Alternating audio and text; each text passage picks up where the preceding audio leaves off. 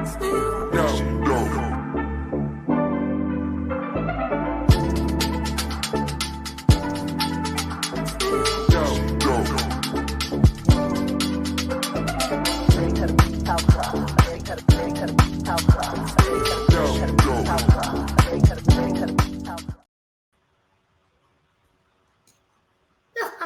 hello. How you doing? I'm good. Well, it's just Yeah. as everybody, y'all can see it's just us two, just Chris and I. Shahida cannot be here. She is Shahida traveling. cannot be here, so we are taking it upon ourselves to talk about the latest episode of Married at First Sight. So do we really want to go for the jugular and start with Emily and Brennan? Let's do it. I'm all for it. Yeah. He's got a lot of not only anger issues, but he's hiding something. It seems like he's hiding something. And now I understand he felt attacked when the girls or her girls were trying to come for him. I get that. But first of all, you got to expect that. Your girl's going to get attacked by, whoever you brought. So not attacked, but they're going to ask questions. So don't be all like Cameron is able to handle things like that better. Yeah. But they're going to come for you or at least ask you about certain things. So relax, man, relax. And if you have answers that are acceptable, whatever, don't be defensive. Well, why are you attacking me? Well, I took the things out of the. That's not what they're saying. He couldn't read behind. They were talking to him like women talking to a man, and he was responding like, "Why are you talking about it?" I did this and the other. It's like that's not the point. It's like helping your wife or being supportive. Doing the same things. He's like, well, you weren't there for so-and-so. He's so defensive, very defensive. I will say, as a woman, I would expect my friends. I was a little disappointed. I was kind of like on the fence with her friends, Kiara and Alex. I would have expected, as my friends that I'm inviting to my housewarming, to be more. When they go outside to sit with him, my husband, that they would be zhuzhing me up, saying, "This is how my friend is." Let me give you a little bit more insight to how Tanya is or how Emily is, and this is how she thinks. This is her thought processes. This is how she lives her life, and where do you see? What do you think you can bring to the table on that? I didn't like the way that they were so combative. That was a little bit disturbing to me. I would have, like, if it was you and I was the person that was talking to your man or whatever, I'd be the same way though. I wouldn't be more zhuzhing you up. I'd be more like, nigga, who are you? I mean, I'd be more of like, so, and if I heard anything like they heard from her, like he didn't want to move in or this, that, and the other, I'd be like, yo, what's up? Like, what's going on? I mean, and they and the way they were doing, like, so I mean, you seem emotionally resistant. He's not gonna respond to that. I'd be like, yo, so what's up? If you're not into it, then say you're not into it, but don't like act like you are and not, or at least talk to him. They were trying to be ginger with how they were coming at him, but they were still coming at him. Does that make sense? Either you're going to come at him and say, hey, what's up with this? But they were kind of like, no. The one also was just like, no, I'm not attacking, but what's wrong with you? I mean, so he's who are you? She was like, who are you? Right. I get that, but I will say this. I didn't like the fact that I got to give Emily some credit on this one, because she, for a woman that has never had a real relationship, she showed up to that move-in straight up. She was Yeah. like, I got the cleaning products, I've got the toiletries, I've got this. And he's like sitting there laughing at her, like, I only brought 2 things. And she's rolling in with all apparently she's got a Costco card too, because I peeked them Costco paper towels and toilet paper and everything. And I was like, oh, go ahead, Emily. But I was like, what I didn't like about it was the fact that he's like, I only brought 2 things and she's got like 18 things. And she's rolling in. She's having to keep bringing it. And she's got a hurt hand. And she has to keep going out and grabbing things, grabbing. And he not once said, let me help you. Let me come out and help you. Or you know what? He's doing the bare minimum. You know what? You go sit down. And where is everything at? And is it in your car? Is it in the the garage or whatever? Let me go get it and bring it up. What he would say to that is, I'm here. I wasn't even going to be here. I'm here. That's what he would say to that. Yeah. Yeah. So you're lucky I'm here. Even, I mean, he's just doing the bare minimum. The bare minimum. Absolute bare minimum. Absolute bare minimum. Yep. And the fact that he doesn't like the fact that he got called out of with her friends, when they were like, you don't even want to be on camera. This is what you signed up for. I would have said that to him if that was my friend. I would have been like, bro, you knew what you was getting into. You signed up for this. You wanted to go on Married at First Sight. Yeah. I'm still here. That's his excuse though. He's like, I'm still doing it. I'm here. Did you see how his whole disposition changed when they brought up the fact that he didn't want to be on camera, and it kind of clicked in his brain that the only reason why you would know that is if Emily told you. That. Yeah. And his whole demeanor changed, and I was like, "Ooh, Emily, girl, you in danger, girl." Right, exactly. Because he's gonna come upstairs when the cameras is off. He gonna get in your ass. Mm-hmm. So that's why I'm thinking, not the way that she wanted to.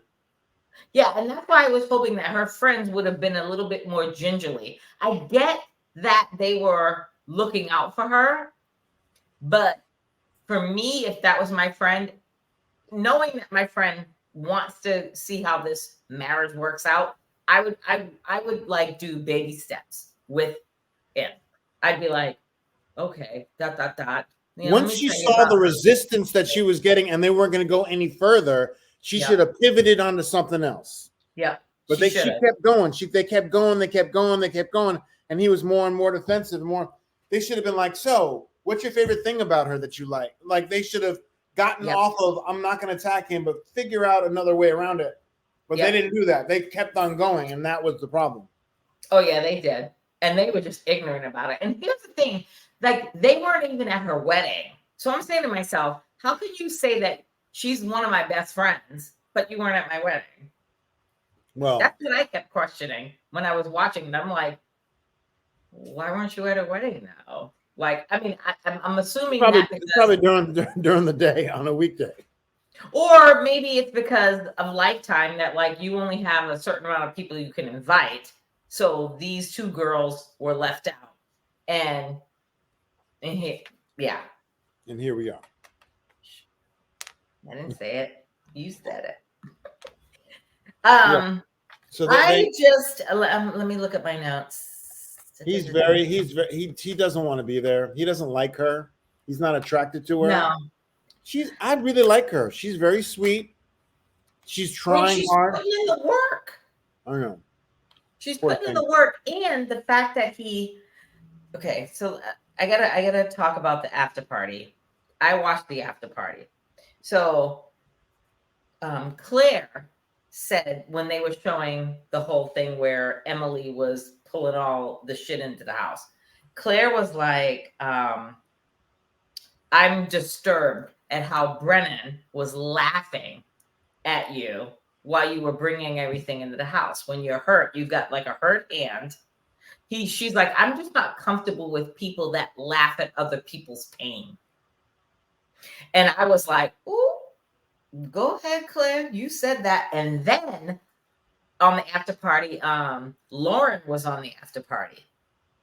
And Lauren said he was out of order. She was like, I get that, he's feeling some sort of way. She's like, but I just feel like he was just out of order. And Emily, I wish that the after party could have gone another 30 minutes because Rudy Huxtable was like looking at all of them, like, when all that shit went down, Rudy Huxtable was like, here we are. And Emily, her eyes was watering up and her whole face was like, you fucking bitches, selling me out like that, calling me out on the after party. Oh, Emily was hot at the end of the after party. Why was she mad? She was mad because I think they were calling her out because Claire said that I'm not comfortable with a man that laughs at other people's pain or a person that laughs at other people's pain. So then why would Emily be mad at that? Well, because I think Emily is just trying to do the most. And I think that Emily is trying to be his ride or die. Because defending him? Oh, defending him. She was like on his side. Because remember, in the episode, she was like, after her friends, Kiara and Alex, confronted Brennan, when they got back to the apartment, it was just her and Brennan. Brennan was telling her about it, and she was all apologetic about it. She's like, well, I'm sorry that my friends did that. And she was very, very apologetic. And he was like, well, I'm glad, like he's doing the confessional. And he's like, well, I'm glad that she took my side and was apologetic and, was supporting me on all this. And I'm just like, Well, it seems like, no, that was Cameron. I'm sorry. Never mind. At the wedding. Like when the sisters attacked him. Yeah. I thought that was the same thing. Yeah. Well, same thing. It is the same thing. But it's like,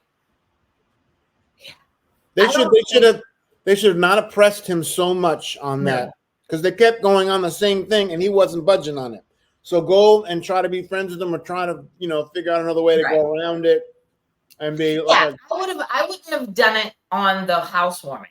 I would have done it afterwards. Like the housewarming here, like especially if I've never met the man because I wasn't at your wedding. I would just want to sit with you and be like, hey, tell me a little bit about yourself. And let me tell you about my friend that I've known for all this time that I consider my best friend. Let me tell you about my friend. And then we'll go from there. And you can ask me any questions and I'll ask you questions and then we'll go from there. Right. But yeah, I wouldn't have gone in like her friends did. I think her friends were just, that was just a little much. That was a bit. For the first meeting too, it's a little much. It was so much. So he don't want to be there. He don't want to be there. I don't think he wants to be there.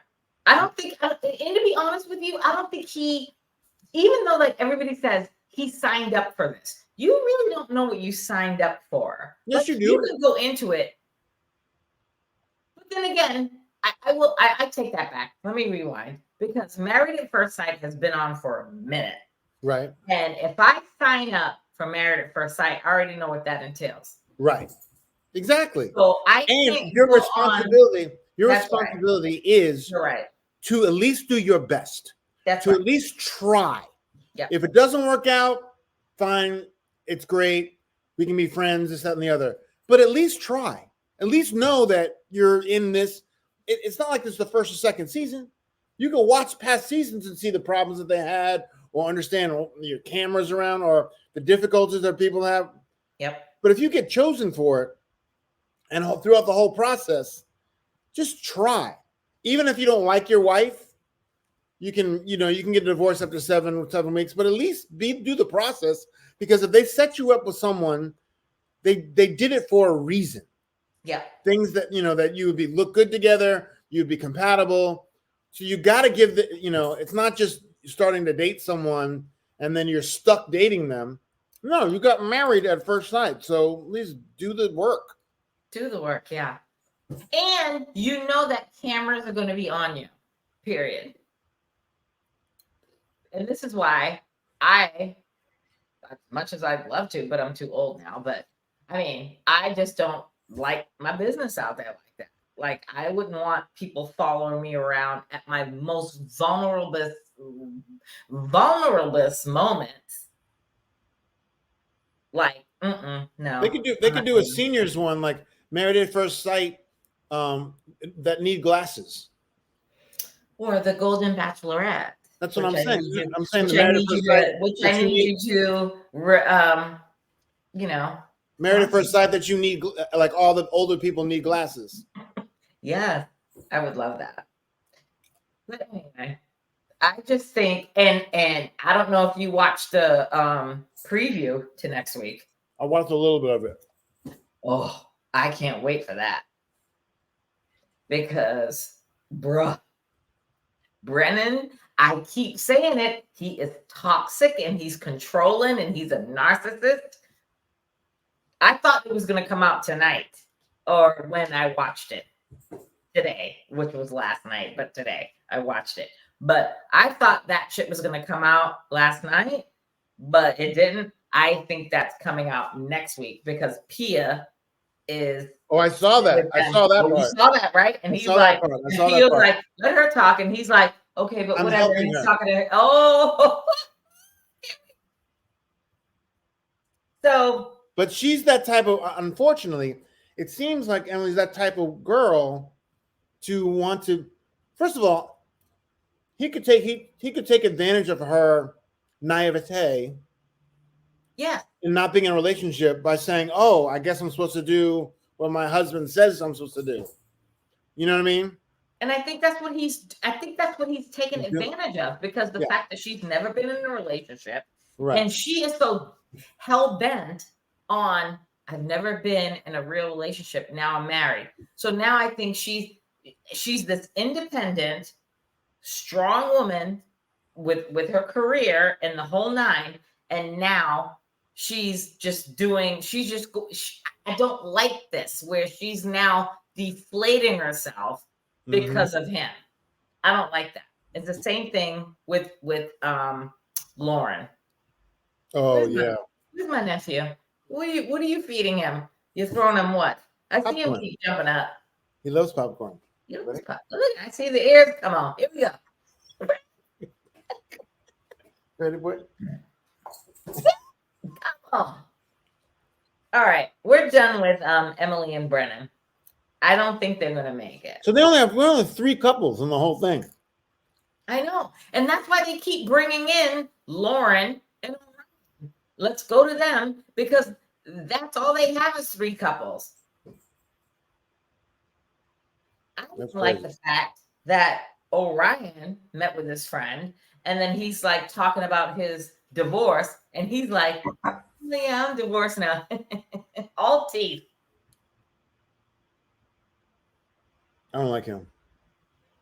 I can't stand him.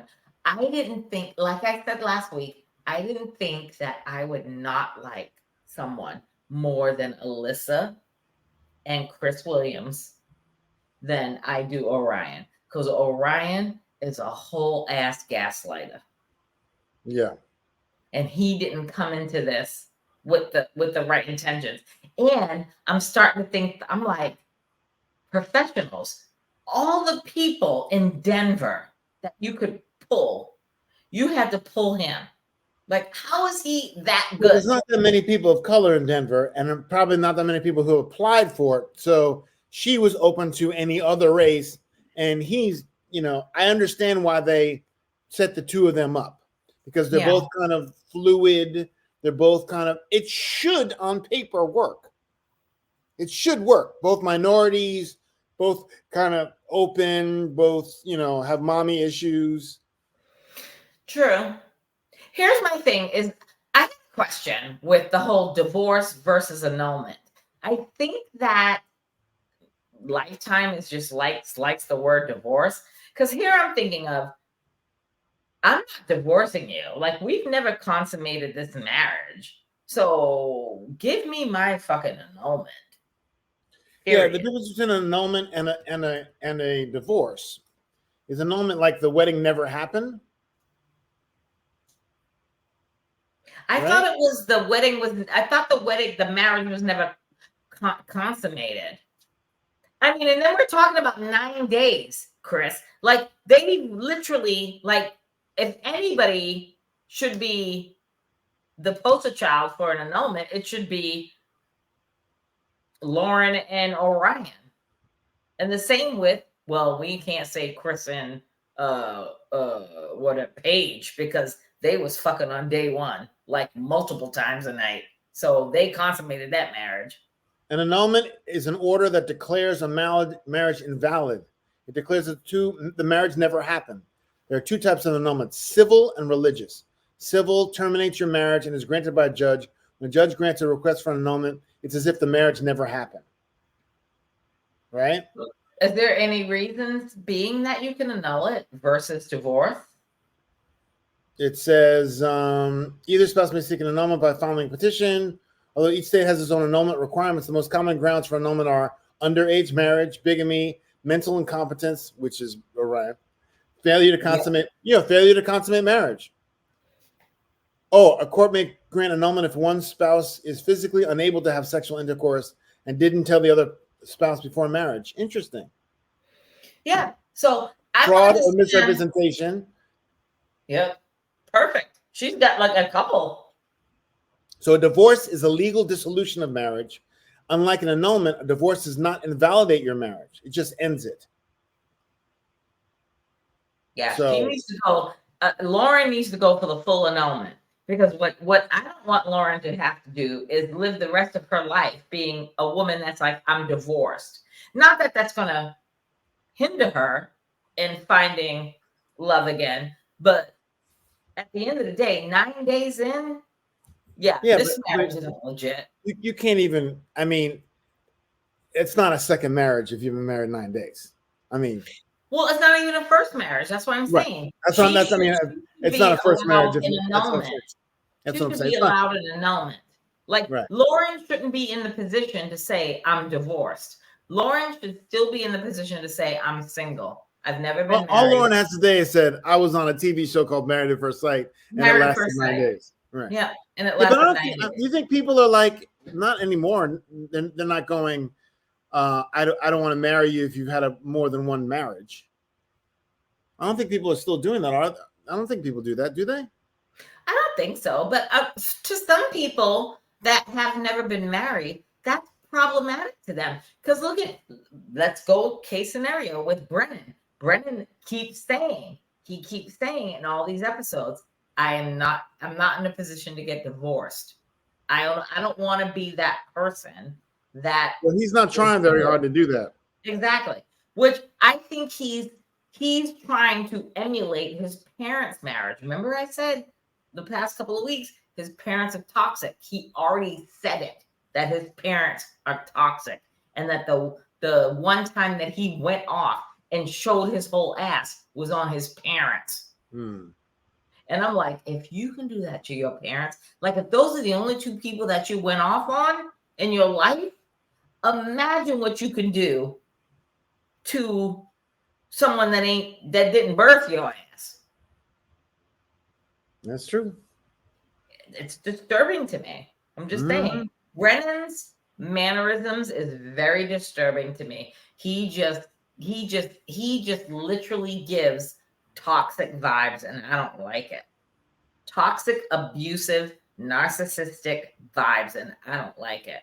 And I think that I'm praying that Emily figures it out and is like, I gotta go.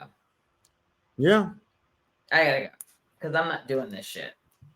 She's not going to, because she doesn't know how to recognize it yet. No, she's not. She doesn't, because on the after party, she was like like literally her eyes were moist when Lauren brought up the shit. And then when Lauren brought up the shit and Rudy Huxtable was like, well, we're at the end of the show. And here's Emily getting her little drink, and her eyes, her whole dynamic shifted. She took a sip of her drink, and then she just looked straight ahead, and she had doo-doo face. Like, she was just like, I ain't looking at these two bitches. I can't believe these bitches. I was literally reading her brain while she sat there. I'm like, she is looking straight ahead and saying, I can't believe you two bitches sold me out like that and called my husband out like that. Fuck you. He needs to be called out. And he needs to be called out. Hmm. But again, if you're not going to listen to your own friends, that your so-called best friends, who the fuck are you going to listen to? Yeah. Yeah. Anyway, let's go to Cameron and Claire. You know what? I'm liking Cameron more and more. I do. I like. I didn't like. I wasn't a fan of it. I thought he was. It's just how. It's just she's just a quirky dude. But but it was strange for him to drop the dad thing and not. That was weird. That was weird. That he's a strange cat. That was condescending. When he said, condescending to her, it was condescending to her for me because I know that all the three people that she had. Okay, here's a couple of things. Let me start. He didn't. His friends, his so-called friends, didn't show up. They didn't show, right? And Claire kept asking him about it and was like, well, how come your friends aren't coming? And he's like, oh, because the schedules and they're going on a trip. And I'm saying to myself as I was just watching it, I'm like, are all these friends going on a trip together? Because why is no one showing up for your side? But whatever. Her friends showed up, and they were all the three friends that showed up for her were all therapists, like they're her peers. Yeah. And what I didn't like was the fact of the whole him saying about his dad. Well, my dad is on his deathbed. What do you expect? Whatever he said. Well, when she said, how does your dad feel about this? And he's like, well, my dad's on his deathbed. So how do you think he's going to respond? She didn't know how your dad feels about it. She's like talking about daddy issues as a joke. Yeah. And he dropped the bomb. And I was like, oh. Yeah. For me, when I saw that clip, I was like, wow. If I was Claire, I would have said to Cameron, can I talk to you? Let's take a beat. Let's go in the room and let's have a conversation. Because he did kind of lie to her. Because at the wedding, when they got married at the wedding, he said to her, when she said, how do your parents feel about this? Listen, this was like freaking 9 days ago. Your daddy is still dying. And he should have told her then. But that's not the time to tell him too. No. He said, my plan is for us to go back to New Zealand and have a whole big ass wedding with my family. And she just was like, woo, lit up like a Christmas tree. So the fact that he brought that out with her on the housewarming, I think was completely disrespectful, because at the end of the day, I'm your wife. You need to let me know what's going on in your life. You can't bring out some hardcore shit like that when my friend that you've never met. But she asked. I know, but that was a joke because he was the one. But Claire has never asked. Claire did ask at the wedding. You were on the wedding day with your new husband that you just met, and you're going to bring out the fact that your father's on your deathbed. And you don't get along. No, not on the wedding day. No, after maybe in the honeymoon. In the honeymoon after that, but you don't do that right on your wedding day. Now, on the wedding day, they were literally in their outfits on the. You don't do that. You say my father's dying, and I want to get along with him. Okay, let's hypothetically say. Okay. When she asked him, "How do your parents feel about that?" He could have sugarcoated that, but when they're in the hotel suite, when the cameras are gone, when they go to bed, whatever, he could have said that to her. Listen, let me give you a little. Listen, I didn't want to put the shit on camera, right? But we're in bed now. The cameras are gone. Let me tell you about my dad. Because she should have never been privy or surprised like her friend. The two of them should have never gasped when he was like, well, how do you, my father's on his deathbed. That was rude. That was First of terrible all, if she's a therapist, she should know how to ask questions, especially if you've been together for 9 days and you don't know whether he's hiding it or not. The reason why he said it was because she asked, even if it was a joke. Claire, obviously, I have not seen her be very good with understanding people's emotions, where they're coming from, how, as a therapist, I would imagine you would have a better sense of asking questions to get to the real answers. Well, Chris, come on. Give her some grace. She asked him on the wedding, how do your parents feel about this? And he didn't say this. I wouldn't either. I wouldn't either. On my wedding, I wouldn't either. I disagree. If that was you, if you was Cameron and your wife was sitting there with the cameras on you and was like, how do your parents feel about this? You can say, oh, yes. Yeah, they don't know about it. Yes, they know about it. But my plan is to take you back to my home country and have a wedding. But would you hold on to that and not say anything after the fact to say? I would say something after. Let me finish. Let me answer. Register in your brain to say, let me have a conversation with you. On the wedding, when they're holding their champagne, about to kiss and all that kind of stuff, I wouldn't get into anything so deep that you have to have a conversation, because that's a conversation. That's a serious conversation. You can't have a serious conversation when you just met this person. Everyone's in front of you. They're asking you champagne toast. You're just getting to know each other. We'll get into that later. Now, on the honeymoon, yes, he should have brought it up. I agree with you on that. But she didn't ask either. Why should she have to ask? Because because you want to know about your husband. I bet you he knows everything about her family. I don't have to ask about your parents anymore. All I have to do as your wife is say, how do your parents feel about this? If you're like, they're fine, we'll go back to New Zealand and have our wedding.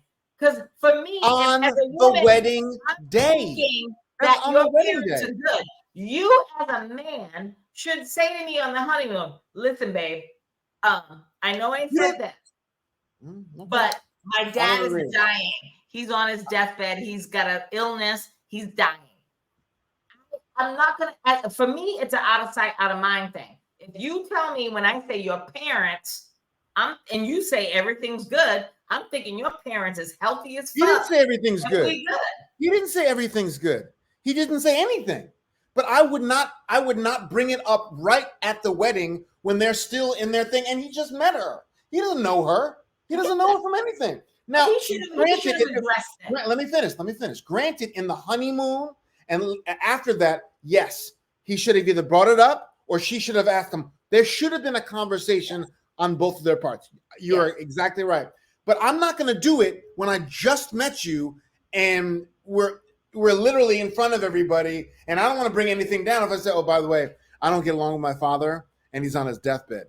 Oh, wow, that's a great fucking that's a whole conversation. Now, afterward, he shouldn't have dropped it like that in front of the friend. I agree with that.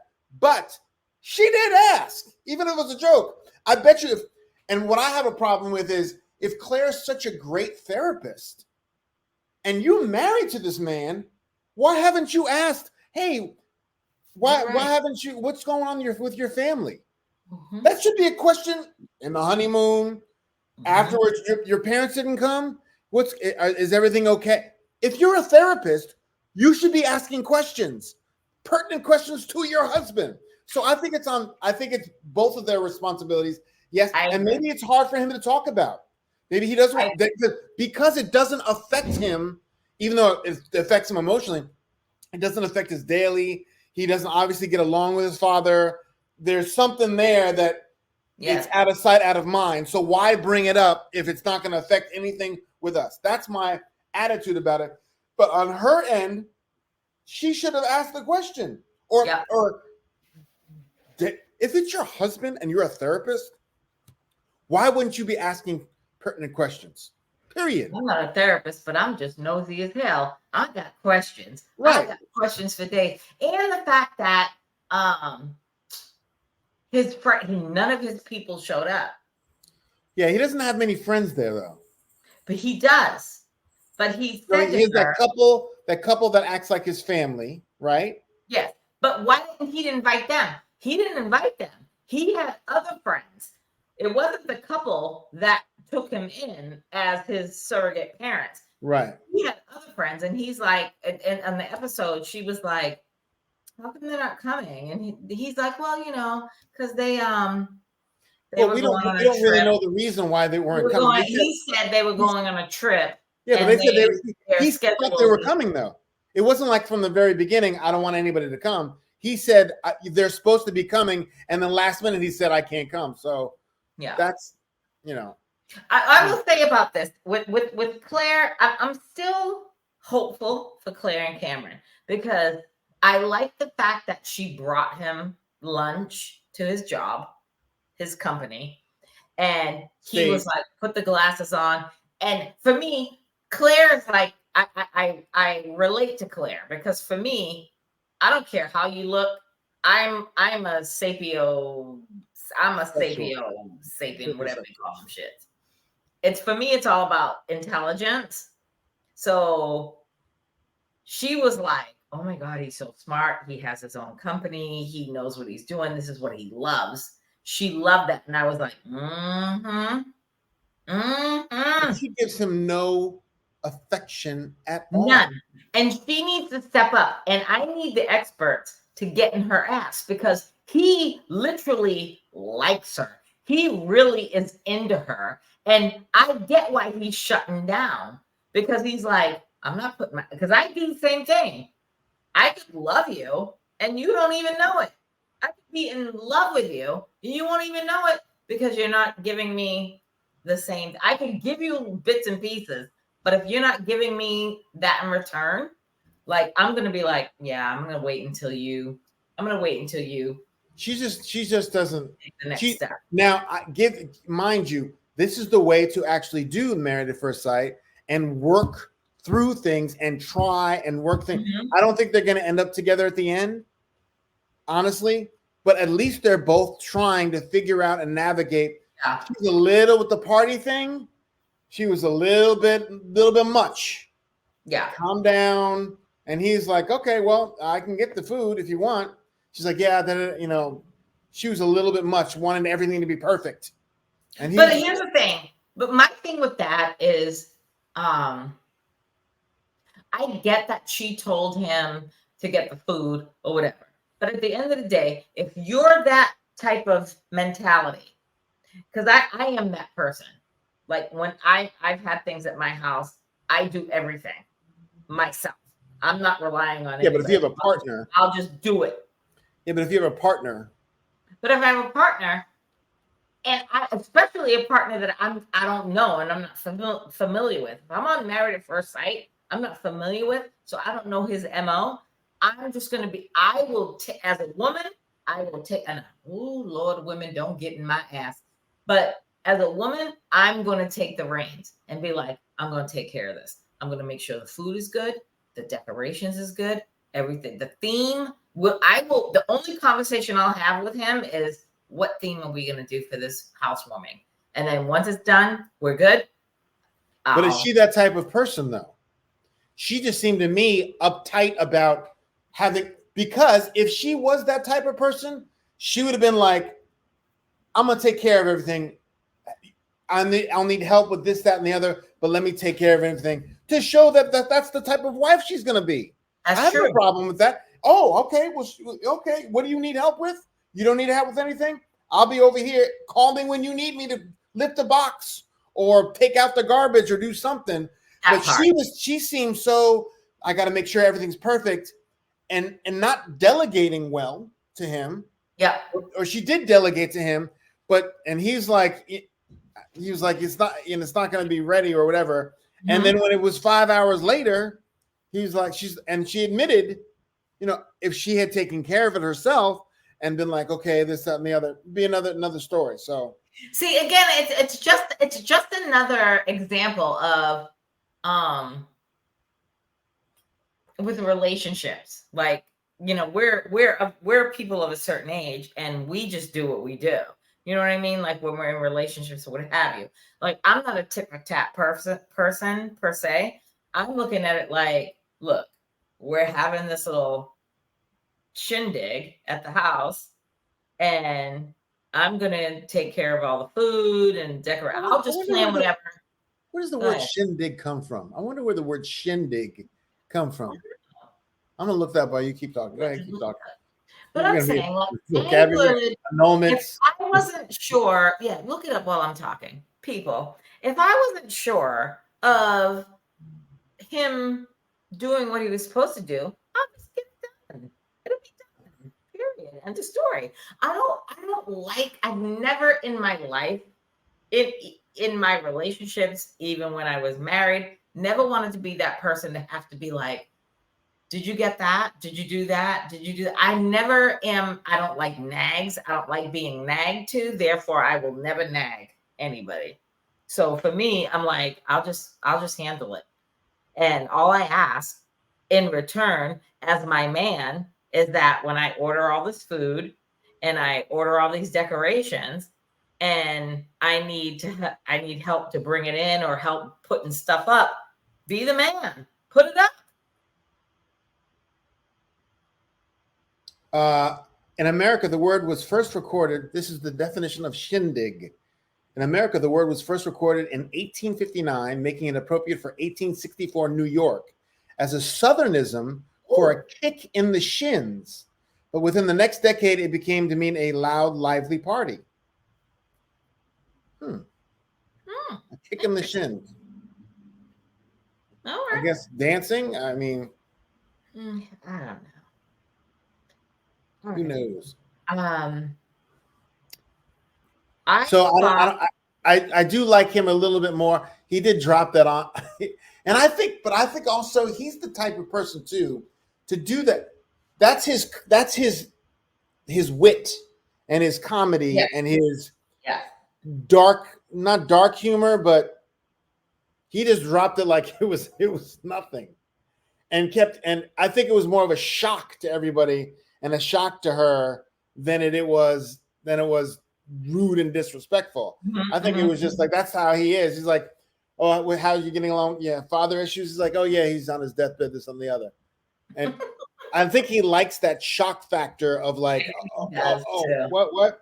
And I understand that she'd be like, I didn't know that. That's also her responsibility. I think it's both of their responsibility to. And I know they showed the clip, from the wedding. I just don't think that was the appropriate time. And maybe I'm just surprised if she's a therapist, why wouldn't she ask at another time? Why wouldn't you just ask another time? Like, what's going on with you?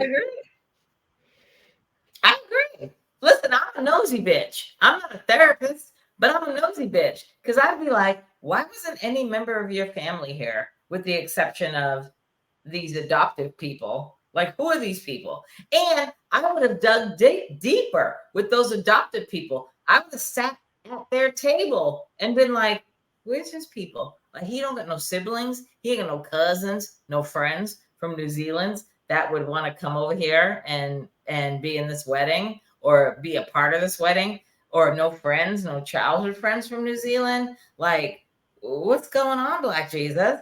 Make it make sense. That would be me. Yeah. I don't think they're going to make it. I don't think she's attracted to him. I think he likes her. Oh, I think he really likes her, and he wants to go in deep, but he is just like, she's not giving me nothing. Therefore, I'm just going to pull back. He literally is pulling back the fish gourd. Yeah. He ain't doing her. So, and what's his name? And not Emily. Who's the Claire? Not Claire. Who's the third with the pink hair? Austin and Rebecca.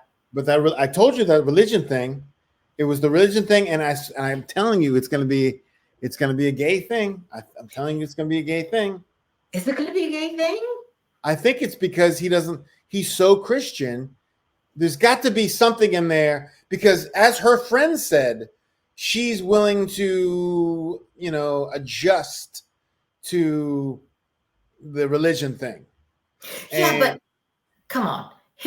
Okay, I get that, and I saw that, but his friend was like, I'm an atheist. So are we gonna like condemn gay people over atheists? Because he's like, I'm an atheist. Right. When But he he's was not married talking to her. He's not married. That's his friend. I have friends of mine who I don't agree with their this religious things or this and the other, but I can still be friends with them. At the end of the day, come on, pick your battles. At the end of the day, this is your wife. That's a whole different ballgame. Yeah, no. Come on. No. You can't be friends. No, you can't. Yeah, you can't do that. That is stupidity. You can't have a friend that you've known for almost 10, 12 years and they're an atheist and you're going to accept them. And then you marry somebody and then they may not align, like their religious views don't align with yours. And then you're going to just to the side. That's stupidity. Who does that? No, but this is your wife. It's a whole different ball game. It's someone you're and raising kids that way as well.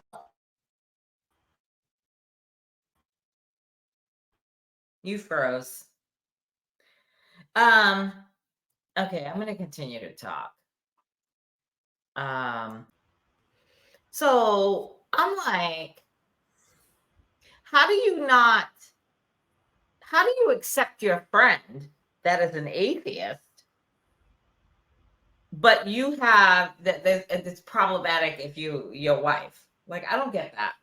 Because if you're raising kids, she isn't religious, but she's just not his religion. Yeah, but if they want to raise kids, he's going to want to raise them in the Christian faith.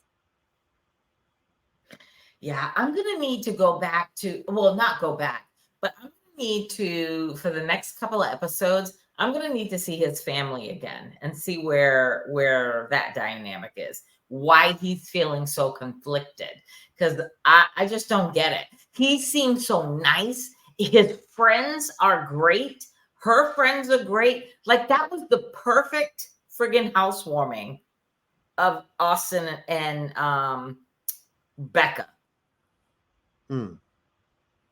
I thought that was a great housewarming for them. Yeah.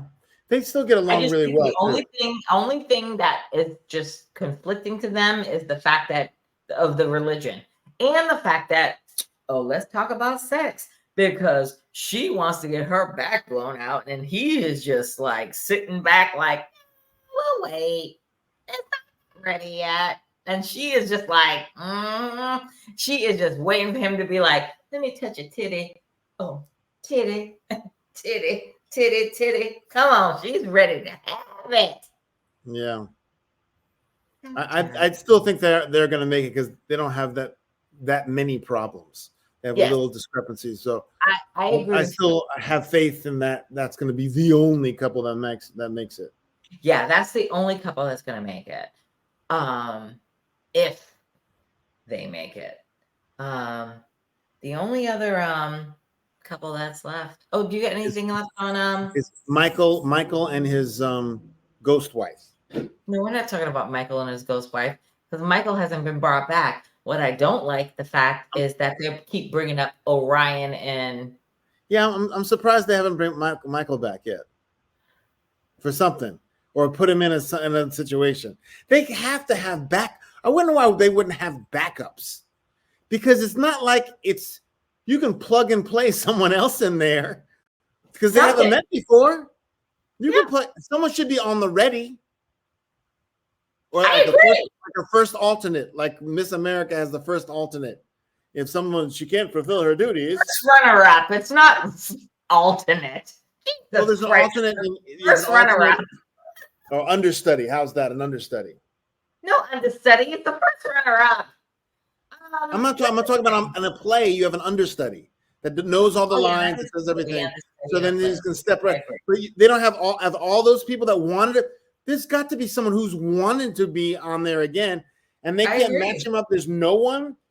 They should when they're doing the selection process. They should be like this woman and this guy, and be like, but this guy, this woman, have them ready just in Or case. if it's on the person, like the Laurens and the Michaels, they might have that set up where it's like, if that shit don't work out, Michael and Lauren, are you open to having a redo? And it's With up each to other them. or with Leave it new up people? to them. Yeah, leave it up to them. With The each people other? that got left. Oh, so Lauren and Michael get together?